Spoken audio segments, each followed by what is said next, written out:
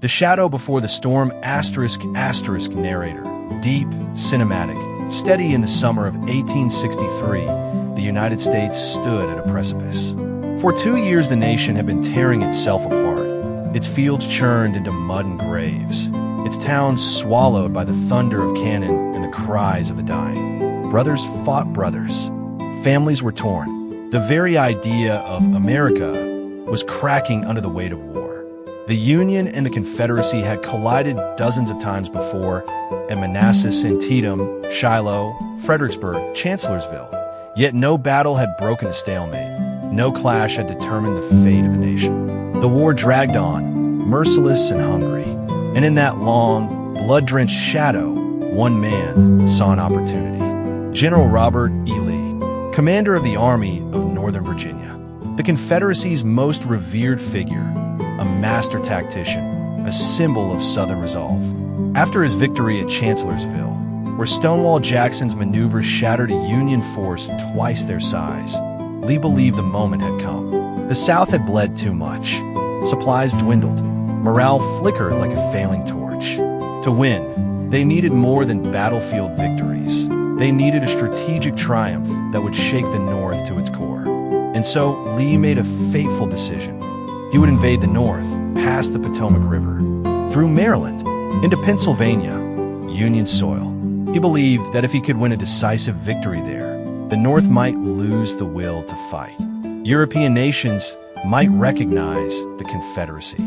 Peace negotiations might begin. Independence might be at hand. It was a gamble, bold, daring, and filled with risk. But Lee had made a career out of turning risk into triumph. He believed fate was on his side. He did not know that fate was guiding him not toward victory, but toward the bloodiest, most unforgiving battle ever fought on American ground. Toward a small crossroads town of farms, hills, and quiet streets. A town few outside Pennsylvania had ever heard of, Gettysburg. #, the Union in transition. While Lee marched north, the Union Army was restless, wounded, and directionless. The Army of the Potomac had endured humiliating setbacks. Leadership changed like the seasons. McClellan, Burnside, Hooker, each had risen, each had fallen. And now, only days before Lee launched his northern campaign, President Abraham Lincoln relieved General Joseph Hooker of command. In his place, Lincoln appointed a man many soldiers barely knew, General George Gordon Meade. Meade was stern, pragmatic, and respected, but untested as commander of the entire army. He had never led a force this large, never faced Robert E. Lee as an equal. Yet the fate of the Union now rested on his shoulders. When Meade received the order of command, he did not celebrate. He did not boast. He simply said, "As a soldier, I have no choice." He understood the gravity of the moment. The enemy was already deep in Union territory. Towns across Pennsylvania trembled. Farmers hid their livestock. Families prepared to flee. Panic spread from village to village as reports of marching Confederate columns filled the newspapers. Meade moved quickly. He reorganized his corps. He pushed his army north. He vowed to defend Pennsylvania or die in the attempt. Two armies, each more than 70,000 strong, moved toward one another through hills, farms, orchards, and rolling fields, unaware that destiny had chosen a place for their collision, a place neither commander intended, a battle neither planned, a confrontation that would turn the tide of the Civil War, not by design, but by the raw, uncontrollable force of war itself. #, the road to Gettysburg. Gettysburg was not a military target. It had no fortress, no arsenal, no strategic river, no political significance. What it did have was roads. 10 major roads converged in Gettysburg like spokes on a wheel, connecting towns and supply routes across the region. Any army moving through Pennsylvania was almost destined to pass through it. The town was quiet, peaceful, unassuming. Children played in its streets. Merchants opened their shops. Farmers tended to their wheat, corn, and livestock. Few expected the storm that was coming. Yet by late June 1863, rumors began to swirl. Confederate cavalry under J.B. Stuart had vanished somewhere to the east.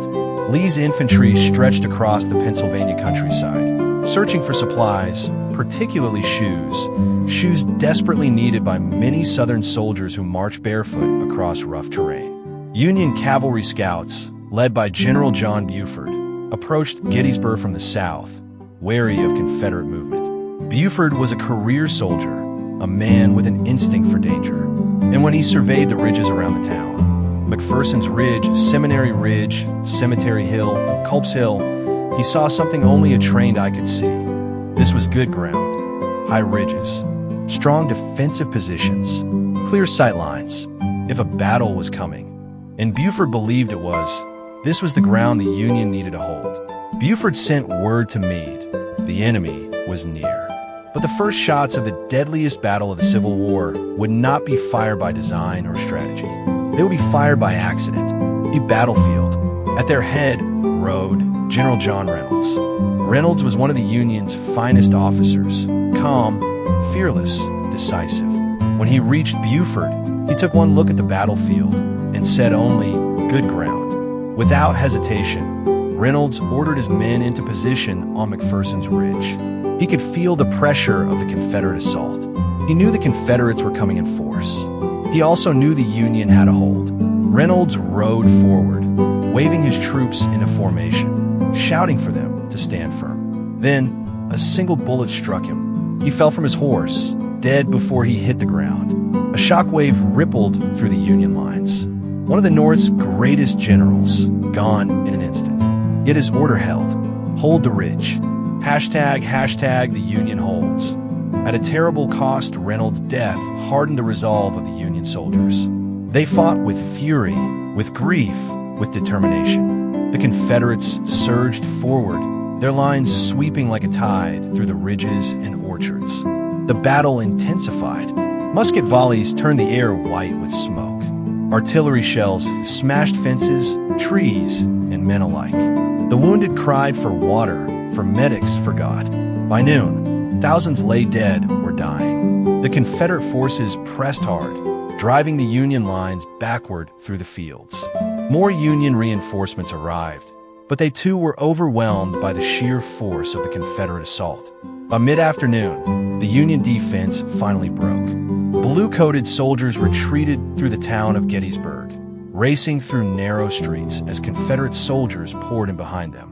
Civilians hid in their basements as the thunder of battle echoed through their homes. But the Union retreat was not a collapse. It was a withdrawal toward higher ground, toward Cemetery Hill, Culp's Hill, Cemetery Ridge. Buford's instinct had been right. This was the high ground. This was the real battlefield. This was where the fate of the Union would be decided. July 1st, 1863, the first shots dawned. A thin silver mist clung to the fields west of Gettysburg. Birds stirred in the orchards. Farmers began their morning chores, unaware that tens of thousands of soldiers were marching straight toward them. Shortly after 7 a.m., Union cavalry pickets spotted Confederate infantry from General Henry Haight's division approaching the town. Haight had heard a rumor that Gettysburg held a supply of shoes, an irresistible prize. He ordered his men to enter the town and seize what they could. But as the Confederates advanced down the Chambersburg Pike, they saw something unexpected. Union cavalry, armed, ready, waiting. The first shots cracked through the morning air, hot and sharp. Smoke drifted above the fields. Horses reared. Soldiers scrambled into position. The Battle of Gettysburg had begun, not with grand strategy, not with a planned offensive, but with two forces stumbling into one another on a quiet Pennsylvania morning. And now, nothing could stop what was coming. Buford's stand, General Buford, understood the stakes immediately. He was outnumbered more than 3-1. He commanded cavalry. Lee's men were infantry. Yet Buford saw what Haight did not. Union reinforcements were close. If he could hold the high ground long enough for the infantry to arrive, the Union might control the battlefield. Buford rode between his lines, shouting commands, rallying his troopers. "Hold the line, boys. The whole army depends on us." The Confederates pushed hard. Musket volleys tore through the tall grass. Artillery echoed from the ridges. Smoke thickened in the morning heat. Horses screamed and fell. Soldiers reloaded as fast as their shaking hand allowed. Buford held firm. Every minute mattered. Every second bought precious time. At 10:30 a.m., Buford saw something that made his heart surge with relief. Union infantry, the I Corps, marching at double quick toward the battlefield. At their head rode General John Reynolds. Reynolds was one of the Union's finest officers, calm, fearless, decisive. When he reached Buford, he took one look at the battlefield and said only, "Good ground."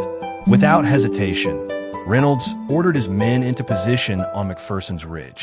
He could feel the pressure of the Confederate assault. He knew the Confederates were coming in force. He also knew the Union had a hold. Reynolds rode forward, waving his troops into formation, shouting for them to stand firm. Then, a single bullet struck him. He fell from his horse, dead before he hit the ground. A shockwave rippled through the Union lines. One of the North's greatest generals, gone in an instant. Yet his order held. Hold the ridge. The Union holds. At a terrible cost, Reynolds' death hardened the resolve of the Union soldiers. They fought with fury, with grief, with determination. The Confederates surged forward, their lines sweeping like a tide through the ridges and orchards. The battle intensified. Musket volleys turned the air white with smoke. Artillery shells smashed fences, trees, and men alike. The wounded cried for water, for medics, for God. By noon, thousands lay dead or dying. The Confederate forces pressed hard, driving the Union lines backward through the fields. More Union reinforcements arrived, but they too were overwhelmed by the sheer force of the Confederate assault. By mid-afternoon, the Union defense finally broke. Blue-coated soldiers retreated through the town of Gettysburg, racing through narrow streets as Confederate soldiers poured in behind them. Civilians hid in their basements as the thunder of battle echoed through their homes. But the Union retreat was not a collapse. It was a withdrawal toward higher ground, toward Cemetery Hill, Culp's Hill, Cemetery Ridge. Buford's instinct had been right. This was the high ground. This was the real battlefield. This was where the fate of the Union would be decided. Lee arrives, and a deadly decision is made. General Robert E. Lee reached Gettysburg in the late afternoon. He surveyed the ground, the ridges, the Union positions forming atop the heights. He had not planned to fight here. But now, after the momentum of the day, he believed he could win. His army had driven the Union back. They held the town. Union soldiers were disorganized, shaken, exhausted. His officers urged caution. General James Longstreet argued that the Confederate Army should maneuver south, slip between Meade and Washington, and force the Union Army to attack them on ground of Lee's choosing. But Lee refused. "We will attack," he said. It was a fateful moment. Had he chosen differently, the battle, and perhaps the war, might have ended another way. But Lee believed the Union Army was vulnerable. He believed victory was within reach. He did not yet understand the terrain. He did not yet understand how strong the Union position truly was. He did not yet understand that Meade's army was arriving, fast and in force. Night fell over Gettysburg. The ridges flickered with lanterns. Surgeons worked through the dark, their saws glinting. Wounded men moaned from makeshift field hospitals. And on the hills south of town, the Union dug in. Cemetery Ridge, Culp's Hill, Little Round Top, Big Round Top. They formed a fishhook-shaped line, a natural defensive barrier. Meade arrived near midnight. He studied the ground. He studied the map. He listened to his generals. And then he made the decision that would define the next 2 days. We will fight here. The stage was set. 2 armies, more than 150,000 men. 3 days of unimaginable violence ahead. Day 1 was over. The blood had been spilled. The lines had been drawn. But the deadliest fighting, the brutal heart of Gettysburg, had not even begun. Part 2. The coming storm, night of July 1st and morning of July 2nd. Narrator, solemn, cinematic night descends over Gettysburg like a shroud. The gunfire has faded. The smoke has settled, but the air still trembles with the memory of death. Throughout the fields, the orchards, the fences, and the narrow streets of the town, the ground is carpeted with the fallen. Soldiers lie where they fell, their bodies illuminated by the weak flicker of lanterns carried by stretcher bearers searching desperately for the wounded. It is July 1st, 1863, and the first day of the Battle of Gettysburg has ended. But the war's deadliest conflict has only just begun. On Cemetery Hill, exhausted Union soldiers dig trenches into the rocky soil. The dirt crumbles under their shovels, mixing with sweat and blood. Behind them, the wounded moan in agony, carried by comrades to makeshift hospitals and churches, barns, and private homes. Surgeons work tirelessly through the night, their aprons soaked crimson. General George Gordon Meade, having arrived late at night, studies the battlefield from atop Cemetery Ridge. Lanterns glow around him as officers gather, spreading maps across the hood of a wagon. The air is filled with the distant cries of men and the metallic scent of blood. Meade does not raise his voice. He does not waver. "We hold this ground," he says simply, for in the darkness, Meade sees what Robert E. Lee does not yet fully understand. The Union Army holds the high ground, the spine of a natural fortress. Cemetery Hill, Culp's Hill, Cemetery Ridge, Little Round Top, Big Round Top, a defensive line shaped like a massive fishhook, strong at its center, unbreakable at its ends. If held, it could change the course of a war. Lee's camp, confidence and calculation across the fields in the Confederate camps. General Robert Lee sits beneath an oil lamp inside a small tent. The night air is heavy and thick. Officers move quietly around him, their boots muffled in the grass. Lee is calm. He has reason to be. Day one was a Confederate victory. The Union was pushed back through the town. The Confederates occupy Gettysburg. Lee believes the next day will bring him something even greater, the decisive blow he has long sought. His trusted advisor, General James Longstreet, enters the tent. His face is shadowed by concern. Longstreet, methodical and cautious, sees the battlefield differently. "General," he says carefully, "the enemy has the high ground. Their position is strong. We should swing around, place ourselves between them and Washington, and force them to attack us." It is a strategy Longstreet has advocated many times. Move, flank, force the enemy to fight on ground of Lee's choosing. But Lee rejects the idea again. "They are here," Lee replies. "We cannot afford to withdraw. The enemy will be pressed tomorrow and crushed." Longstreet's jaw tightens. He understands Lee's brilliance, but he senses danger. The Confederate army is stretched thin. Many of the men are exhausted, hungry, low on ammunition. And J.B. Stuart's cavalry, the eyes of the army, is still missing, leaving Lee partially blind. Still, Lee remains confident. The momentum is his.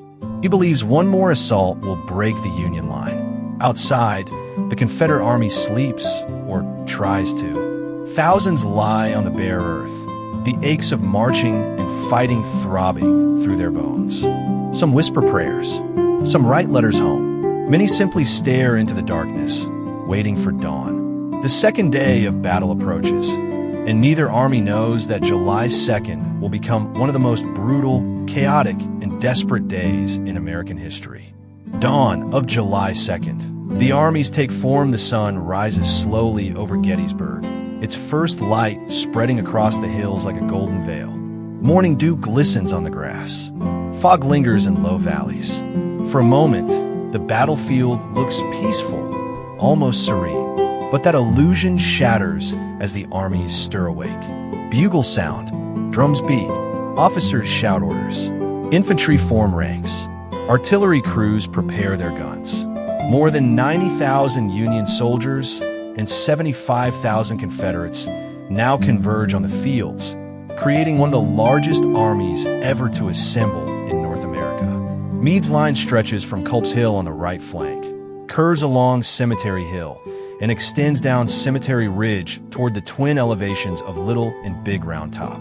It is a strong line, but not a perfect one. One position is dangerously exposed, the Union left flank. The ridges are steep, rugged, and heavily forested, difficult terrain, but strategically vital. If the Confederates seize the high ground there, they could roll up the Union line from behind and crush Meade's army like a folded map. Meade knows this. Lee senses it. Both commanders understand the importance of those rocky slopes. But early in the morning, as Meade organizes his defenses, something goes terribly wrong. General Daniel Sickles, commander of the Union 3 Corps, decides he dislikes the ground assigned to him by Meade. Instead of staying on Cemetery Ridge, Sickles unilaterally marches his entire corps forward nearly a mile, occupying the Peach Orchard, Wheat Field, and Devil's Den, a position dangerously exposed and impossible to defend. Meade is outraged when he discovers Sickles' blunder. "You were told to hold this ground," Meade snaps. "Why are you here?" Sickles offers excuses: better ground, better visibility, but the truth is simple. He has created a disaster. A massive gap now exists in the Union line, a gap Lee will soon exploit. Lee's plan for day 2 morning passes. Hours slip away. Lee hesitates, unusual for him. His corps are not fully prepared. Coordination is uneven. His commanders are uncertain. But by mid-afternoon, Lee decides the moment has come. He orders a massive assault on the Union left. General Longstreet's corps will strike first, sweeping up from the south, smashing through Sickles' advanced position at the Peach Orchard, then rolling on his Cemetery Ridge. At the same time, Ewell will attack the Union right at Culp's Hill, threatening to collapse Meade's entire line. It will be a 2-pronged assault, a hammer blow designed to crush the Union fishhook. The plan depends on timing and precision. But the battlefield of Gettysburg does not obey plans. It obeys chaos. Longstreet moves slowly. Reluctantly, Longstreet does not want this attack. He knows the Union holds better ground. He wants to maneuver instead, but Lee insists. So Longstreet moves his men, reluctantly, slowly, secretly, trying to avoid Union detection. They march behind ridges. They double back. They take long, winding routes through the fields. Hours pass. Lee grows frustrated. He wants the attack to begin early, but Longstreet's approach takes too long. By the time the Confederate assault is finally underway, it is nearly 4 p.m. The sun hangs low. The air is thick with heat. The battlefield is about to erupt. The assault begins. Devil's Den on the far left of the Union line lies a sinister landscape of boulders and jagged rocks. A place soldiers soon call Devil's Den. Confederate brigades surge forward, scrambling over the rocks, firing as they advance. Union sharpshooters perched among the stones return fire with deadly accuracy. The air rings with ricochets. The rocks turn slick with blood. Men vanish between boulders. Gunsmoke rolls like fog. Screams echo between the stone walls. Devil's Den becomes a slaughterhouse. Confederates push the Union defenders back. Bodies pile between the rocks. Wounded men plead for water, for mercy, for rescue that will never come. But the fiercest fighting is yet to come, on a hill to the east.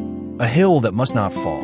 Little Round Top, the defense of the left flank. Little Round Top, a rocky, steep, rugged hill overlooking the entire Union line. If the Confederates take it, the Union army could be destroyed. But in the chaos of Sickles' blunder, Little Round Top is left undefended. At the last moment, Union Chief Engineer Gouverneur K. Warren rides to its summit and sees Confederate troops emerging from the woods, moving toward the undefended hill like a dark wave. Warren reacts instantly. He sends riders racing for reinforcements. The first to arrive are Colonel Strong Vincent's brigade, including a regiment from Maine commanded by a former professor turned soldier, Colonel Joshua Lawrence Chamberlain. Vincent shouts orders. "You must hold this ground at all costs." Chamberlain forms his line along the southern slope of the hill, the extreme end of the entire Union army. The leftmost point, the final anchor. If his line breaks, the Union falls. The Confederates charge. Their screams echo across the hillside. The clash is brutal. Smoke blinds the men. Bullets tear through trees, branches, flesh. Chamberlain's men fight desperately, firing until their rifles are hot in their hands. The Confederates attack again and again, their numbers overwhelming, their resolve unbreakable. Ammo runs low. Men fall. Chamberlain himself is nearly killed. At the brink of collapse, Chamberlain sees only one option left: a bold, impossible maneuver. He orders a bayonet charge. Fix bayonets. On the double, his men stare in shock. Then they obey. The peach orchard, the wheat field, and the bloody angle while Chamberlain fights on Little Round Top. Sickles' corps is being torn apart in the open fields around the peach orchard and wheat field. Artillery shreds entire companies. Infantry collide in brutal hand-to-hand combat. The fields change hands multiple times, each time costing hundreds of lives. The wheat field becomes known as the Bloody Harvest. More than 4,000 men fall in those few acres. Blood soaks the soil. Corpses lie thick as fallen wheat. Surgeons later say they could walk across the field without touching the ground. By evening, Sickles' entire corps is shattered. Sickles himself is struck by a cannonball that tears through his leg. He is carried from the field, smoking a cigar to mask the pain. The Union center bends, but does not break. Culp's Hill fires in the dark as darkness approaches. The fighting shifts to the Union right at Culp's Hill. Confederate forces attempt to seize the wooded slopes, but Union entrenchments prove deadly. The night fills with gunfire, flashes like lightning between the trees. The crack of rifles, the thud of bullets, the muffled cries of men fighting in near darkness. It is warfare at its most primal. By midnight, casualties on both sides are catastrophic, and yet neither army yields. The night of July 2nd, exhaustion, fear, and the promise of blood when the second day of battle ends. More than 20,000 men have been killed, wounded, or captured. The fields reek of gunpowder and blood. The air hangs heavy with smoke. Men slump to the ground, too exhausted to eat, too shaken to sleep. Some write final letters home. Some pray. Some stare blankly into the darkness, haunted by what they've seen. Meade meets with his generals near midnight. The council is tense, silent, grim. When asked whether the army should retreat or prepare for another day of battle, Meade responds with chilling clarity. "Gentlemen, we will fight it out here." Across the lines, Lee reaches the same conclusion. He has struck the Union left and right. Both assaults have failed, but barely. He believes the Union center is weakened, stretched thin, vulnerable. Tomorrow, he plans to break it with one final, massive assault. An attack that will become legendary. An attack that will send men marching into the mouth of hell. An attack called Pickett's Charge, Part 3, July 3rd, 1863. The final dawn narrator, deep, foreboding the night before the final day of battle is long, restless, and filled with dread. Thousands of wounded men cry out in agony across the fields. Surgeons work by lantern light, knives and bone saws clattering, their hands trembling, their faces streaked with sweat and blood. Horses lie dead in the roads. Broken wagons clutter every path. The once green fields of Gettysburg are now churned into crimson mud. As the sky slowly brightens, the air grows eerily still. It is the morning of July 3rd, 1863, a day that will determine the fate of the United States. The armies are exhausted. The officers are strained. The men are haunted. But the battle is far from over. Ahead lies one final, decisive confrontation, a moment carved into American memory as one of the most courageous and catastrophic events in military history. Before the sun reaches its height, the hills and ridges of Gettysburg will shake with thunder one last time. Culp's Hill.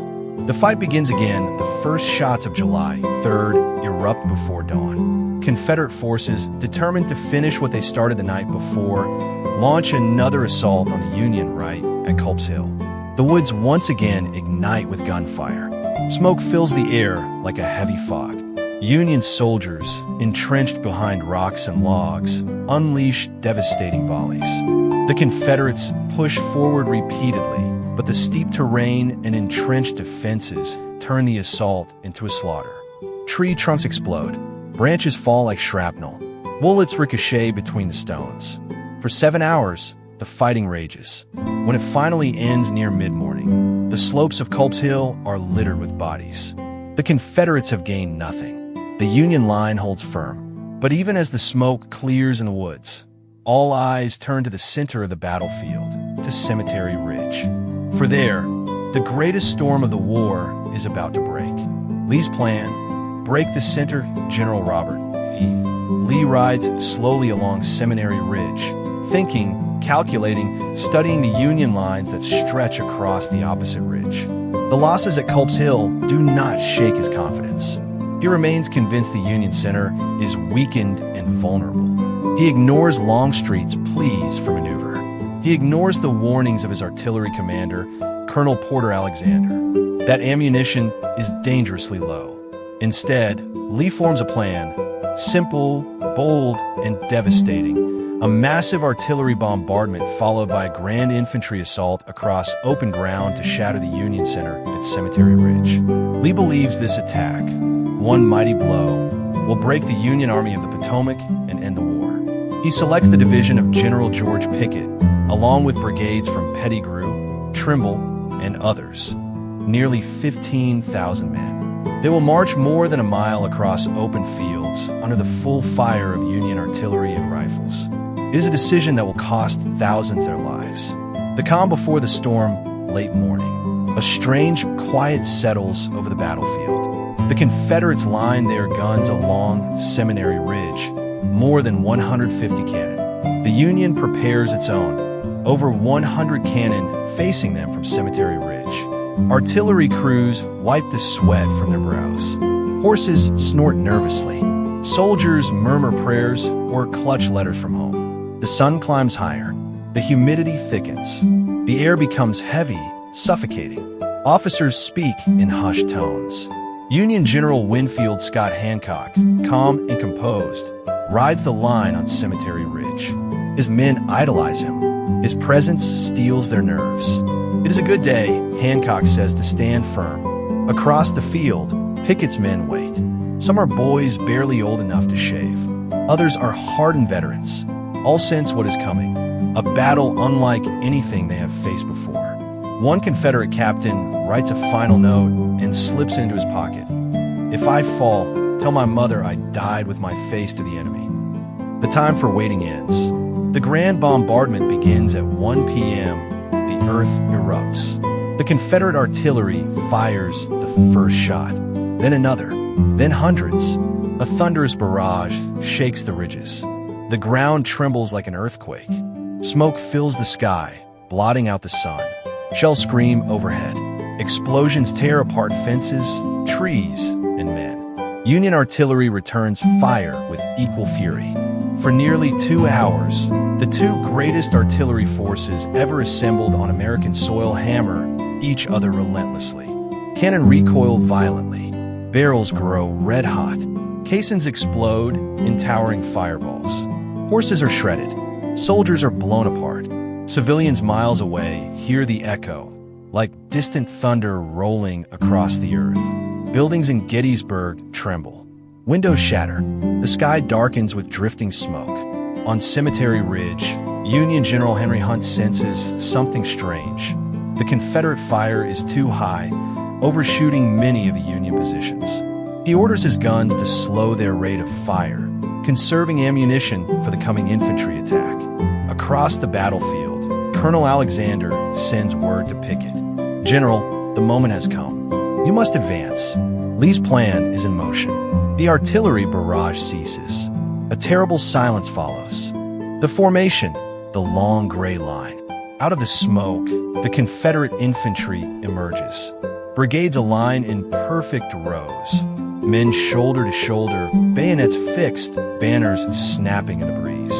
The sight is breathtaking in its scale, its precision, and its courage. General George Pickett, proud and confident, rides before his division. Men, he tells them, up into your posts, and may God be with you.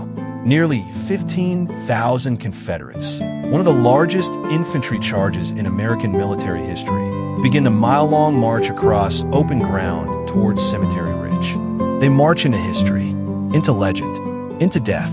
The charge. Narrator, intense, slow. They advance in silence at first. Only the soft thud of marching feet breaks the stillness. But as they cross the open fields, Union artillery erupts. Solid shot, shell, canister. The effect is catastrophic. Entire ranks fall at once. Gaps open like wounds in the line. Officers shout to close the gaps. The men obey, stepping over the fallen and continuing forward. Smoke rolls across the fields. The air trembles with explosions. Fragments of iron scythe through flesh and bone. The Confederates press on. Halfway across the field, they reach the Emmetsburg Road, a post-and-rail fence that slows their advance. As they climb over it, Union guns tear into them mercilessly. Bodies fall in heaps. Screams pierce the roar of cannon, but still they advance. Pickett shouts to his men, his voice swallowed by the thunder. Forward, forward, close to the wall, the final sprint. As the Confederates approach the stone wall at the crest of Cemetery Ridge, the Union infantry unleashes devastating volleys. The air becomes a storm of musket fire. Men fall by the dozens. Commanders drop where they stand. General Hancock is struck by shrapnel, tearing into his thigh. He refuses to leave the field. Tell General Meade, he says through clenched teeth, that I will not quit my post. Confederate momentum slows. Lines falter, yet a small group pushes forward, led by General Lewis Armistead. Armistead places his hat on the tip of his sword, raises it high, and shouts, "Give them the cold steel, boys." With a desperate surge, they break through the Union line at a small angle in the wall, a place forever known as the high watermark of the Confederacy. This is the closest the South ever comes to winning the war. Armistead crosses the wall. For a moment, a brief, flickering heartbeat. Victory seems possible, but the Union reserve forces close in. Counterattacks slam into the Confederates from all sides. Armistead falls, mortally wounded. Pickett's men are surrounded, exhausted, bleeding. A Confederate soldier cries out, "We have no supports." He is right. The assault collapses. The retreat, a broken army. The survivors stagger back across the same fields they marched over, now covered in their fallen comrades. Pickett's division is nearly destroyed. When Lee meets him afterward and tells him to rally his division, Pickett replies with tears in his eyes, "General, I have no division." Of the nearly 15,000 Confederates who charged, more than 7,000 are killed or wounded within an hour. It is one of the most tragic and heroic moments in American history, a symbol of courage, sacrifice, and the terrible cost of war. Lee takes responsibility. General Lee rides out to meet the retreating survivors. His face is grim but composed. "All this is my fault," he tells the men. "It is entirely my fault." He takes the blame, fully, without hesitation. "Go back," he says softly. "Gather your strength. We shall fight again." But deep down, Lee knows the truth. Gettysburg has broken the momentum of the Confederate Army. The invasion of the North is over, and the Confederacy will never again rise to the same strength it held before this fateful battle. The silence after the storm. As the sun sets on July 3rd, the battlefield falls silent. The dead lie everywhere, on the ridges, in the fields between the fences. Thousands of wounded men wait for aid that will not come in time. The air hangs heavy with the smell of smoke, blood, and summer heat. In 3 days of relentless violence, more than 51,000 men have been killed, wounded, or gone missing. Gettysburg is now the bloodiest battle ever fought on American soil. The war will continue for nearly 2 more years, but Gettysburg marks a turning point, a shift in momentum that the Confederacy will never recover from. On the night of July 3rd, Abraham Lincoln receives word that the Union has held the field. The tide has turned, but the cost is almost unimaginable. Part 4 next the next day.